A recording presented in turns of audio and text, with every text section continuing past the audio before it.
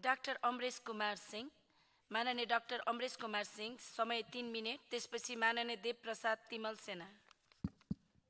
सम्मानीय सभामुख महोदय, हाम्रो देशमा त शिक्षा स्वास्थ्यको त स्तर खस्कै छ, त त्यो भन्दा पनि अन्तर्राष्ट्रिय बेइज्जत भएछ सरकारले बाटो समयमा नबनाएर। नारायणघाट र बुटबल सडकको खण्ड एउटा विदेशीले गएर अहिले भिडियो राखेको छ, सबै मान्य साथीहरूलाई पनि हेर्न भन्छु कि नेपालको सडक हेल हो भने यो नर्क हो, अनि त्यहाँ बाटोको भिडियो पनि खिचेर राखिदिएछ।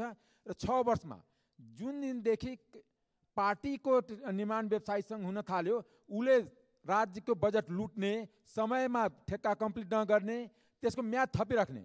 त्यस कारणले म सरकारसँग आग्रह गर्न चाहन्छु कुनै पनि ठेक्कामा म्याद थप्ने क्लज हटाइयोस्।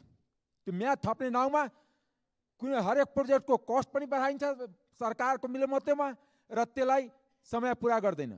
किनकि लुम्बिनी एउटा विश्वको लागि पर्यटक ठाउँ हो। लुम्बिनी आएको मान्छे काठमाडौँ आउँछ, सबैसँग प्लेनमा चढ्ने खर्च आउँदैन, बाटोबाट आउन चाहन्छ, टुरिस्ट चाहन्छ कि बाटोबाट हेर्दै जाउँ। त्यहाँ 6 घन्टा 8 घन्टा लाग्छ। आए पनि जानको ग्यारेन्टी छैन कि जान बचेर आउँछ कि उतै दुर्घटना भएर समाप्त हुन्छ। सैकड़ौं दुर्घटना भइरहेछ। खास गरी गणतन्त्रको एउटै देन हो लुटतन्त्र। लुटतन्त्र के हुन्छ? सबभन्दा बढी निर्माण व्यवसायले लुट्यो। किनकि जहाँ जहाँ सडक अल्पत्र छ, प्राय काङ्ग्रेस एमाले कसम खाएको छ कि हामी सबै निर्माण व्यवसायलाई पार्टीमा भित्राउँछौँ र देशको सार्वजनिक बजेट सत्यानाश गर्छौँ। किनभने मेरै क्षेत्रमा यही प्रधानमन्त्री हुँदाखेरि 165 निर्वाचन क्षेत्रमा पछिल्लो कार्यकाल, अहिलेको कार्यकालको कुरा गरे होइन, उहाँले शिलान्यास गर्नुभयो, ठेक्का लागेर शिलान्यास गर्नुभयो, तर आजसम्म बनेको छैन। किन? ठेकदार काङ्ग्रेसकै जिल्ला सभापति छ। अब काङ्ग्रेसको जिल्ला सभापति भएर समयमा सडक बनाउने त मिल्दैन। त्यो एउटा रणनीतिक छ, त्यो पनि बोर्डरसँग जोडिएको छ। अनि नेपाल भारतको सिमाना 12 बोर्डरदेखि लिएर सुकुम्बिया माइतीसम्मको सडक अहिलेसम्म बनेको छैन, 6 साल भइसक्यो, जबकि त्यसको म्याद जम्मा 2 साल थियो। मैले के भन्न खोजेको भने पार्टीको आवरणमा, सरकारको आवरणमा देशलाई अस्तव्यस्त नबनाऊ। काठमाडौँमा आएको टुरिस्ट उसले लुम्बिनी जान खोज्यो भने कसरी जाने?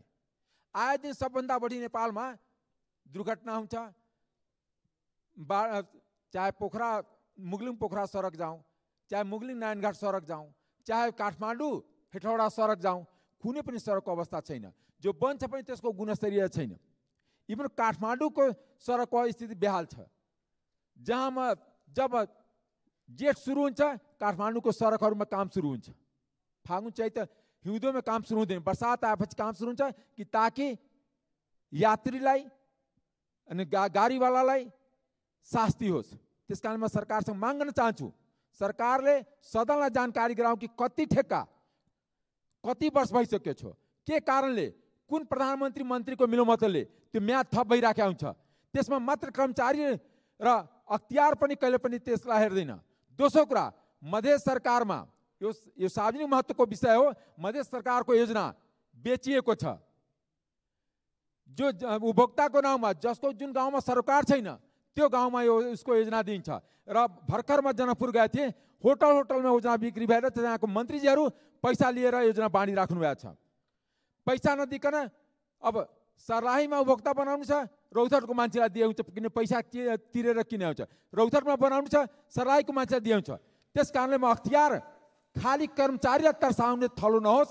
अख्तियार जहाँ पनि नीतिगत भ्रष्टाचार छ, पैसा लिएर कमिसन लिएर मध्य प्रदेशमा जुन योजना बाँड्ने काम भएको छ त्यो नीतिगत भ्रष्टाचार हो। अख्तियारको ध्यान जाओस्। अख्तियार न त भोलि अख्तियार नेपालमा सबभन्दा विवादित संस्थान बन्छ। किनकि जहाँ पनि कर्मचारीलाई मात्र नाम्ने, राजनीतिक नेतृत्वलाई लुट गर्ने। जस्तै अस्ति पनि भर्खर स्वास्थ्यमा खरिदको मुद्दा चलेको छ, त्यहाँको मन्त्री मुख्यमन्त्री चाहिँ एकदम निर्दोष, उहाँहरू त पैसै नखाइकन पदमा बसिराख्नु भएको छ। धन्यवाद।